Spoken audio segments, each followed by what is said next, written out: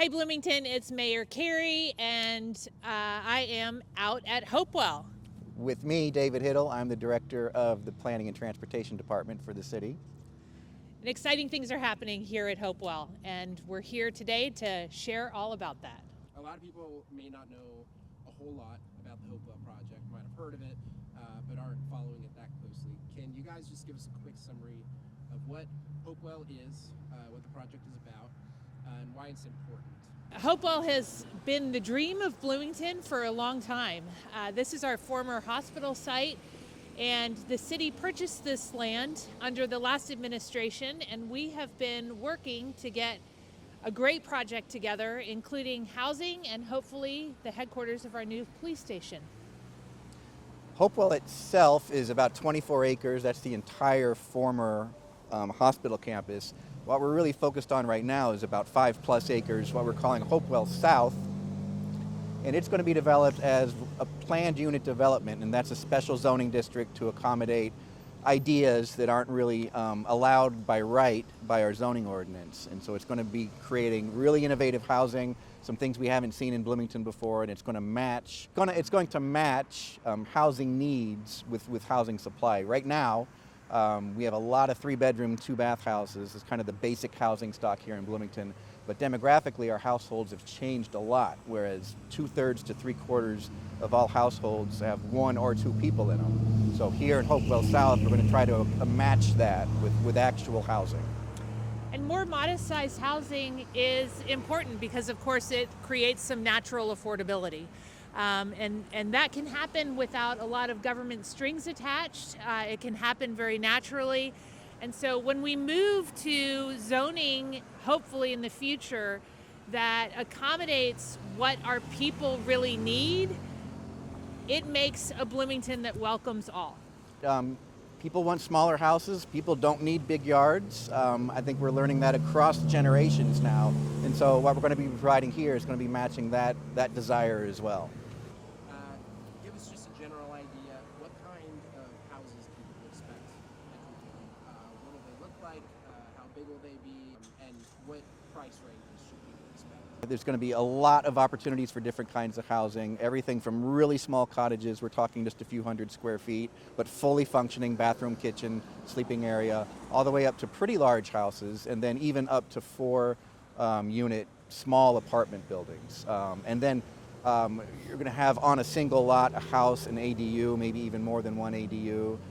Architecturally, we've got a plan book, a pattern book really, that's being developed as part of the PUD that's going to allow people who buy lots to pick fully rendered plans, from beginning to end for low cost or no cost, we haven't decided yet. And then build that on the lot that they've purchased. So that removes a lot of the friction that they would otherwise encounter going through our myriad processes. So what this really does is it provides ownership opportunity that we should be able to get in under $100,000 for the very smallest homes. But they go all the way up to a home that's likely going to be $600,000. So we have a very natural mixed income neighborhood where people can really buy what they need and what they want. There have been discussions recently about a planned urban development, or PUD, at the portion that's called Hopewell South. What is a PUD?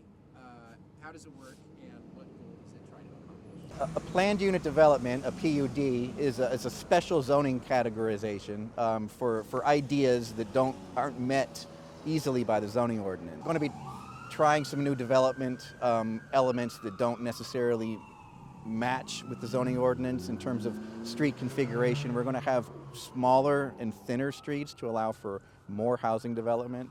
We're going to have houses fronting a pedestrian path, a greenway, which isn't necessarily accommodated currently by our codes. And then again, 0 setbacks to low setbacks for people who don't need or want those big yards. So a PUD is sort of a wild card zoning category that people can use to write their own. And that's what we're doing here in partnership with a number of our partners.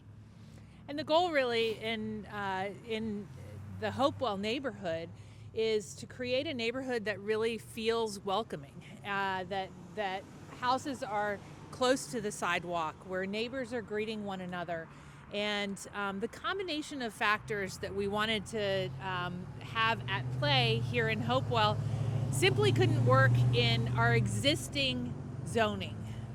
But we do hope that it informs future zoning for the city of Bloomington. Yeah, it's kind of seen as a pilot. And if this works, and we really pretty darn sure that it will work well, it's an idea that can be then exported to other areas of the city, especially development areas, redevelopment areas. Another thing, the urban location is key here in that you can walk to the grocery store, and that's that's how life used to be, but not too many people are afforded that privilege right now. You can walk to downtown. You can really get around on bike or on foot, which is wonderful. What's our general timeline for the project, and what still needs to happen before we can break ground?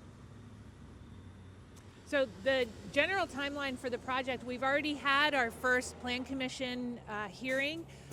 It'll go back to Plan Commission at least one more time, then it goes to City Council. Then there's a process to get the plats done, etc. But we're really hopeful to break ground on some homes by this summer. Anything I didn't ask you that you wanted to mention? We've had some conversation in different places with people who've been in Bloomington a long time, maybe, who say, who would really want to live in a very modest home, just a few hundred square feet?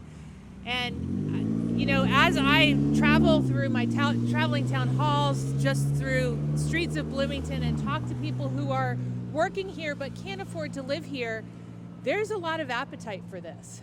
People are really, really hungry to be able to live closer to where they work, to be part of the fabric of our community, and they want a home that's really they're able to maintain, and a home that they can live in that really works for their lifestyle. Yeah, the thoughtful design can come in small packages, and if you can take a really small dwelling and with good design, it can give you everything you need. And so for single people, for couples, even for young families, smaller homes are very attractive for a wide variety of reasons.